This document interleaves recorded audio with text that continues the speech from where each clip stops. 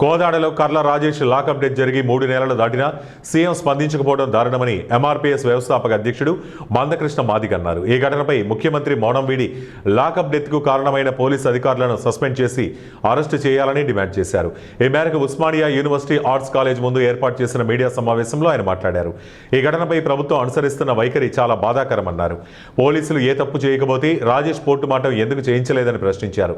రాజేష్ను చిత్రహింసలకు గురిచేసి lockup death చేసి పొట్టన పెట్టుకున్నారని ఆరోపించారు. భవిష్యత్తులో ఎలాంటి దుర్ఘటనలు జరగకుండా పోలీసులు అధికారులపై చట్టపరమైన చర్యలు తీసుకోవాలని డిమాండ్ చేశారు. లేని పక్షంలో భవిష్యత్తులో తగిన రాజకీయ మూల్యం చెల్లించక తప్పదని హెచ్చరించారు. బాధిత కుటుంబానికి ప్రభుత్వ ఉద్యోగంతో పాటు ₹1 కోటి ఎక్స్గ్రేషియా చెల్లించాలని ప్రభుత్వానికి విజ్ఞప్తి చేశారు. కర్ల రాజేష్ లాకప్ డెత్ గురై ఈ రోజుకు 95 రోజులు. 3 నెలలు దాటినప్పటికీ కర్ల రాజేష్ లాకప్ డెత్ మీద ముఖ్యమంత్రి 2 విషయాల్లో స్పందించలేదు.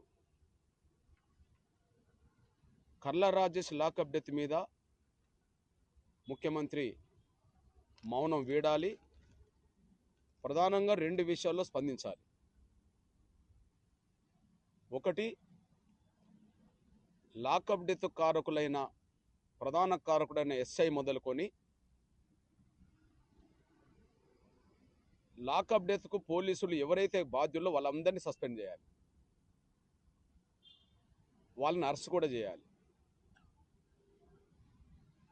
2, కర్ల రాజేష్ కుటుంబానికి ₹1 కోటి ఎక్స్గ్రేషియా ఇవ్వాలి.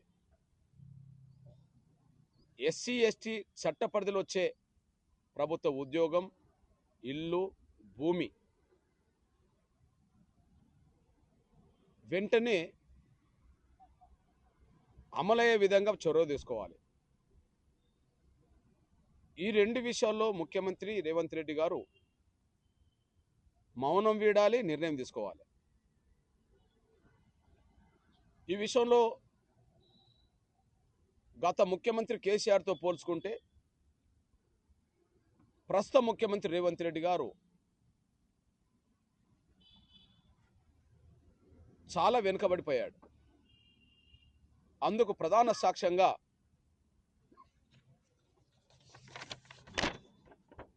తెలంగాణ సమాజానికి, దేశ సమాజానికి కేసీఆర్ ప్రభుత్వంలో ప్రస్తుత యాదాద్రి భువనగిరి జిల్లా పరిధిలోని అడ్డగూడూరు పోలీస్ స్టేషన్ పరిధిలో మరియమ్మ లాకప్ డెత్ జరిగింది. మరియమ్మ లాకప్ డెత్ జరిగిన 10 రోజులు తిరగక ముందే నాటి ముఖ్యమంత్రి కేసీఆర్ గారు ఎస్ఐ మొదలుకొని సిబ్బందిని మొత్తం సస్పెండ్ చేశాడు, డిస్మిస్ చేశాడు. 10 రోజులు తిరగక ముందే మరియమ్మ కొడుకు ఉద్యోగ నియామక పత్రం ఇచ్చాడు. ఇప్పుడు ఆయన ఉద్యోగం చేస్తున్నాడు. మరియమ్మ కుటుంబానికి 35 లక్షలు అప్పుడే ఎక్స్గ్రేషియా ప్రకటించాడు. 10 రోజుల్లో ఇచ్చేశాడు.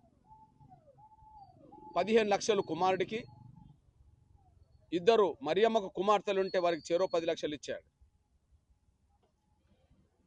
అంటే 10 రోజులు